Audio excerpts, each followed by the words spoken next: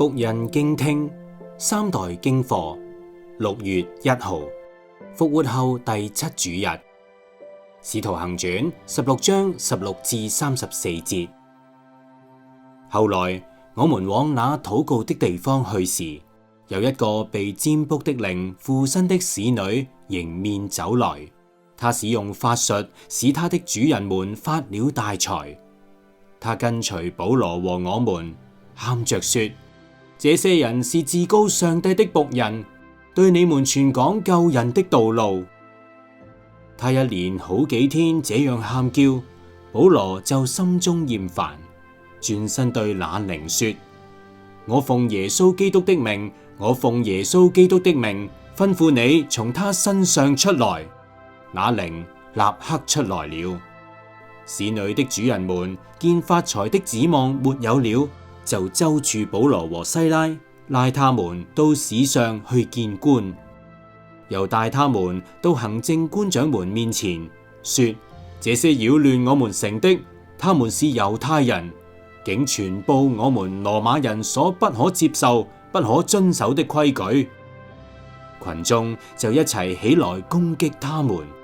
官長們吩咐撕開他們的衣裳，用棍子打了許多棍，就把他們下在監裏，囑咐獄警嚴謹看守。獄警領了這樣的命令，就把他們下在內監，兩腳拴在木架上。約在半夜，保羅和西拉正在禱告、唱詩讚美上帝，眾囚犯也側耳聽着的時候，忽然地大震動，甚至監牢的地基都搖動了，監門立刻全開，眾囚犯的鎖鏈也都解開了。獄警一醒，看見監門全開，以為囚犯已經逃走，就拔刀要自殺。保羅大聲呼叫：不要傷害自己，我們都在這裏。獄警叫人拿燈來，就衝進去，戰戰兢兢地俯伏在保羅和西拉面前。然後獄警領他們出來，說：二位先生，我必須做什麼才可以得救？他們說：當信主耶穌，你和你一家都必得救。他們就把主的道講給他和他全家的人聽。當夜就在那時候，獄警把他們帶去洗他們的傷，他和他所有的家人立刻都受了洗。於是獄警領他們上自己的家裏去，給他們擺上飯。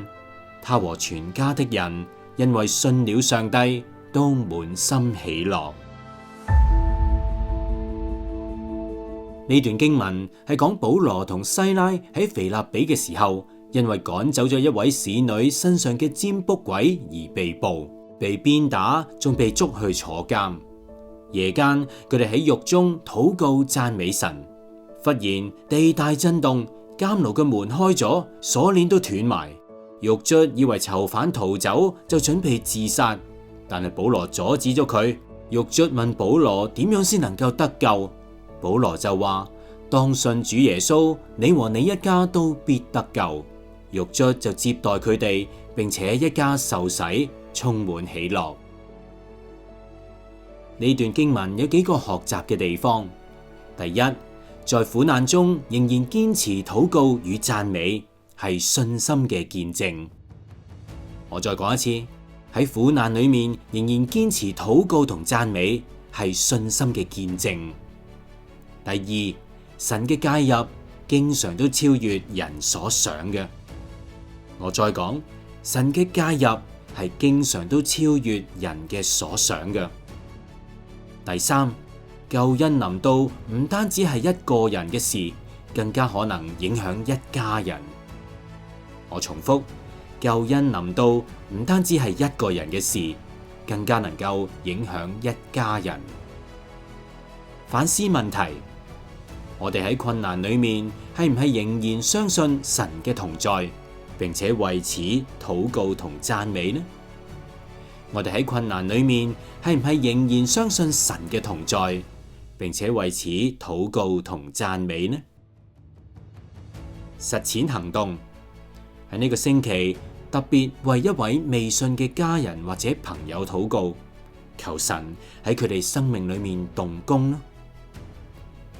我重複，呢個星期特別為一位未信嘅家人或者朋友祈禱，求神喺佢哋嘅生命裏面動工啦。讀經分享，今日嘅經文內容情節峰回路轉，並且有唔少人物嘅即時反應同埋對白。點樣適當咁讀出嚟，又唔會過度演繹，係我經常都會思考嘅課題。我通常都會有自己嘅一個法則，就係唔好將經文讀成冇事發生一樣。只要唔好過度扮聲，應快時快，應慢時慢，危急嘅、遲疑嘅、恐懼嘅、艱險嘅、喜樂嘅等等情緒，應有就要有，只係唔好過多就得啦。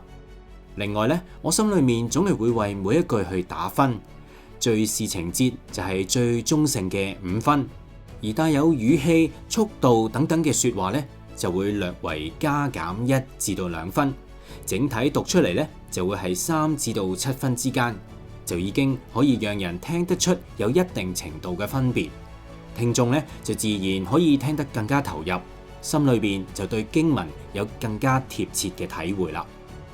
你覺得呢？不妨留言講下。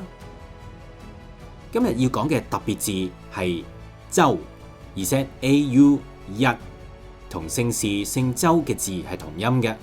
以前我通常唔識讀嘅時候，都係會有邊讀邊，但係正式錄音嘅時候就唔想得過且過，盡量都會查證一下。除非係約定俗成，90%嘅香港人都唔會咁讀嘅音我先至會唔讀正音嘅啫。你呢？讀唔讀正音？